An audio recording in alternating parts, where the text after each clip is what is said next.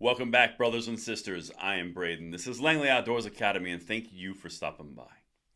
All right, guys, what we're going to cover on this episode of the Bullet Points this morning is awesome. We have got another victory from the Heller Foundation. Now, this is number 5 that we've been tracking, and this is another win that's going to stack in that W column for the Heller Foundation, as well as Americans across the board. You guys know that DC likes to try as many gun control opportunities as they can, and every time they stack them up, these guys are knocking them down left and right. That's what we're going to talk about. Everything is linked in the description box below. We're about to dive into that, but I got a couple things I have to say just so you guys are aware from an announcement perspective. 1, this is incredibly important. I will never contact you guys down in the comments field and saying you want anything. I will never do anything of that nature. It is completely a scam, and please do not fall for it. It looks shady. It feels shady. It is shady. It is not me.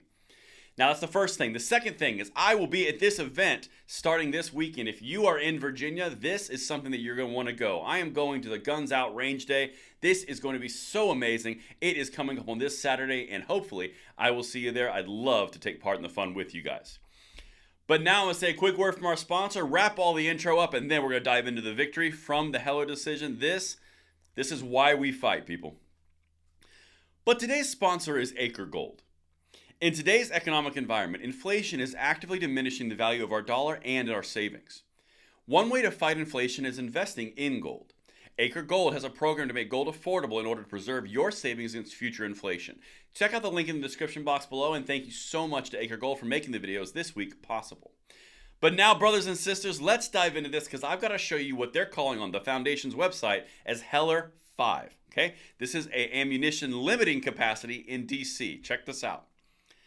The case is currently underway, with the argument being it is an extreme limitation on the number of ammo rounds a person may, with government's permission, have on their person while carrying concealed CCL and CCW. Okay, layman's terms, DC passed an ordinance that said you can only have X amount of ammunition, limiting your ability to defend yourself. So you couldn't have an extra mag that you wanted, you couldn't have 3, 4, depending on which model. Very convoluted, but they have withdrawn. This is awesome. So check out the details here. Here's the issues that they laid out which made them withdraw in the area of DC. Issue 1. Why is there any limitation on ammo count as a CCW can carry on their person? The reason? It's whimsical and arbitrary. Now, that's incredibly important language, but basically, there's no reason. You just want to. Courts don't like you just want to. You have to have a reason based in fact. Tying in the Bruin decision, tying in the Heller decision, and all the tapestry of freedom that has come into effect recently, this is another reason that they have withdrawn their claim here. And this is incredibly crucial because this would not happen if everyday Americans like the Heller Foundation, like Dick Heller, like all the people who are standing up did not stand up. That's what we're preaching constantly on this channel. It just takes that first action. But let's continue. Issue number 2. The carried rounds are also limited by merely twice the number of rounds of that person's firearm capacity. Example, Mary's semi-auto pistol is limited to 10 rounds, so she can carry a max of 20 on her person while in CCW. On the other hand, Dick is CCW his favorite 6-gun, a 22 Magnum revolver, with 80% of the muzzle energy or horsepower of a 9mm, but he's limited to a mere 12 rounds max. Reason? Whimsical and arbitrary. Do you see what they're doing? They're laying out the fact that this is completely random.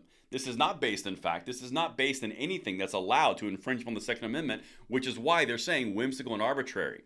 But wait until I show you how the DC court or the DC authorities retreated. Does any patriot or constitutional scholar recognize any 2A infringements here? Do you see anything wrong with this picture? Again, this is from the Heller Foundation's website. In the meantime, the DC Attorney General team is searching for any weak points his team can find in the Heller 5 argument. Well, let's fast forward to yesterday. It turns out they couldn't find anything because here is the outcome. Dick Anthony Heller, the plaintiff, versus District of Columbia, and they are the defendant. Defendant's notice of repeal. Defendants provide the attached notice of emergency and proposed rulemaking by the Metropolitan Police Department, promulgated on September 14, 2022. See Exhibit A, Notice of Emergency Proposed Rulemaking. It was effective immediately on signature and will be published in the September 23, 2022 edition of the DC Register, so meaning amending it. The notice repeals the ammunition limit challenged here. Mark one more up for freedom.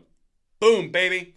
Again, I want to reiterate, not only is this awesome to see, But it would not happen if everyday Americans did not stand up and exercise our constitutional rights and defend them from those that would infringe. And that's what I've got for you guys. Hopefully, that fires you up, that puts some wood in the furnace, and I will see you tonight for the 9 p.m. segment. I'm Braden. See you later.